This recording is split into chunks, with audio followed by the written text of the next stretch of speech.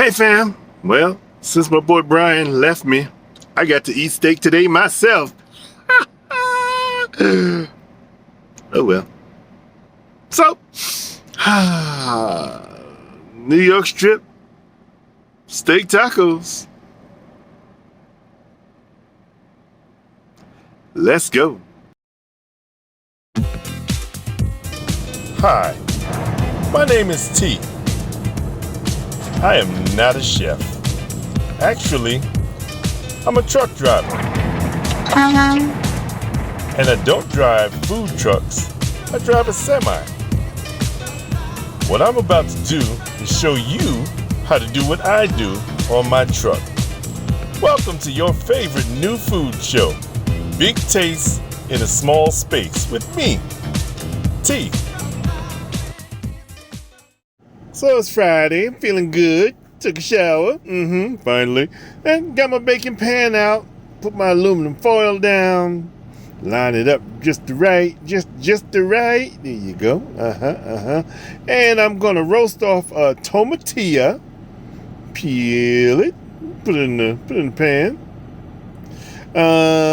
Got some cloves of garlic, about 5 or so. This is some pickled onions and peppers that I pickled myself. Have them in a jar. Keep them in a jar. Never know when you might need them. And piece of fresh onion too. Yep. Put a little avocado oil, because I don't have any olive oil right now. And we're going to put that in the oven for about 20-25 minutes. Let it roast. Let it get all gnarly, nasty, dark edges on it. And since I don't have much of this left, let's make some more pickling. Get a little white sugar. How you doing, white sugar? Get a little black garlic and sea salt, pink Himalayan salt. Don't matter if you black or... Anyway, put about a tablespoon of each into the jar. Since I ran out of onion, I guess I'm gonna need some onion. So got me a little fresh onion. Onion, you so fresh, you so new. Come on, let me take your clothes off. There you go. Aye. Get my little mandolin out and just make a couple 6-7 swipes. Cut those in half and stick them in the jar. So we're going to pickle these. But before we do, that's why we put the salt and the sugar in there. We get some more of these chili adobos and put a couple of them in there. Because they're dry, and when they do plump up with the vinegar and the salt and the sugar, oh, they're wonderful. That's the last of my white vinegar. And that's some apple cider vinegar to fill it up. Close it up. Shake it up. And that is going to be a quick pickling of some onions. I wasn't brave enough to eat the peppers today, but the onions, yeah. And we get out our beautiful, purty New York strip. Ain't that lovely? Dry it off some. You know, don't want your meat to start off all juicy. You want to dry it off. And we got our Oaxaca. What's that thing called? The grinder. Put a little fennel, a little Ajwan seed, a little rosemary, just a 2-finger pinch of each.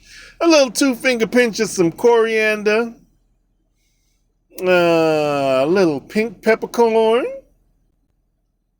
a little black peppercorn. Like the United Nations, all these colors. 1 dry lime, kaffir lime leaf. Just 1. And we're going to grind it up in the old-fashioned grinder. Yeah, I could have used my food processor or my spice grinder, but hey, we're going to do this by hand today. Why? I don't know. Wanted to waste some time.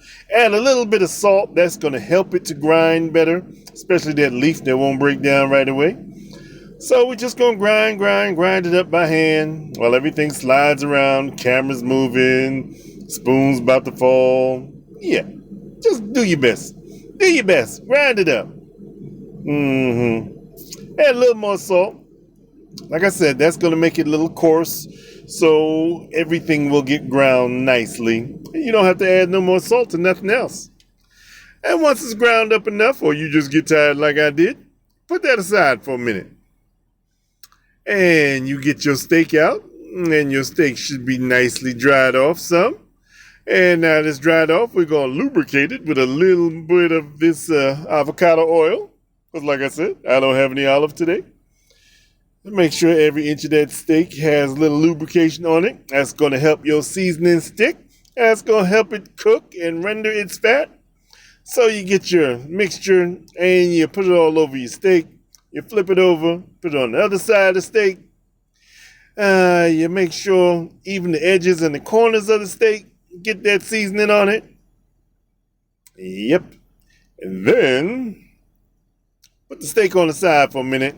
It ain't really gonna marinate. We're gonna get our little pan hot. Still don't have my hot plate, but I got this pan and I like it. I like it. Very non-stick, wonderful. Add some oil to it. When it starts shimmering and smoking, put your steak down. Now, I would have loved to get the sound of that sear, but I was on the phone at the time. Sorry. And you're gonna start with the fat cap on the side, because that's gonna take a while to break down. That fatty piece, I put it on there for about 2 minutes, maybe 2.5, maybe even 3. But I was doing something and I leaned it on the side, and it decided, well, I'm tired of just laying on the side. So it slid its way into the pan. Okay, well, once you do lay it on the pan, 2 minutes per side. So 2 minutes on this side, and I moved it around a little bit just to make sure you get all that oil on there, all over the place. And after about 2 minutes, yes, I did have a timer on. You flip it over, and you see how nicely seared that is. I got my pan on full whack, all the way up, fully high, high. And after another 2 minutes, like I said, I moved it around a little bit, playing with it. I ain't gonna say it. Anyway, and then after 2 minutes, I got those edges out. I only did the other edges for about a minute, because that edge has got no real fat to it. Just that part with the big fat cap that you wanna help it break itself down. 2 minutes, a minute on the side, take it out, let it rest for a minute, because you was using the oven for that other stuff, the tomatillo and the onion and the peppers. You put all that in your little jet blend, if you can get all the pieces out. Don't forget to add whatever liquid comes off of them into your jet blend, because that's wonderful flavor.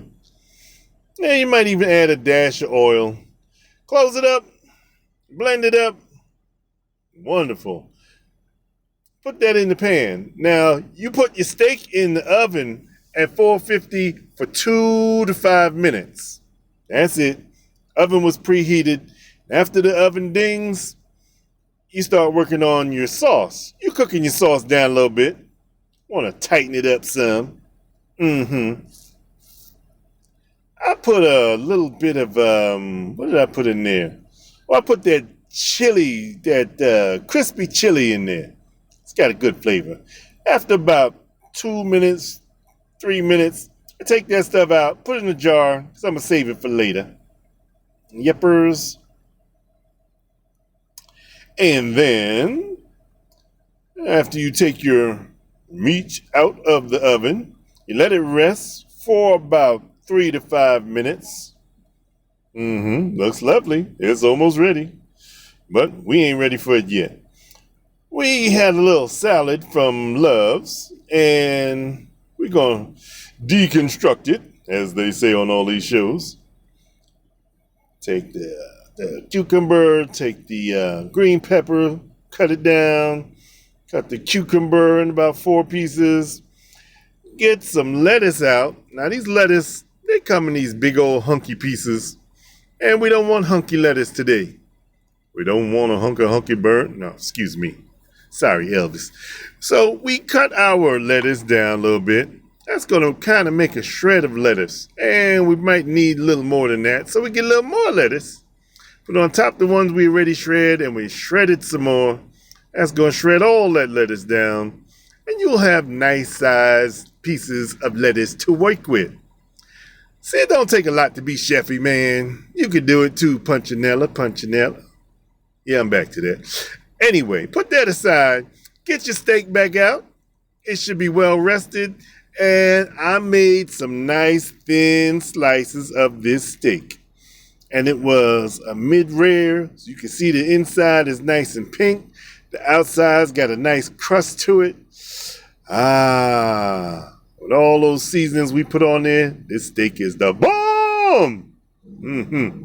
Yeah, I snuck that little piece in for myself. Sprinkle a little salt on it. Get you some tacos, some tortillas that you toasted. And bam, there's dinner, people. Now, Brian might have missed out, but I know I didn't.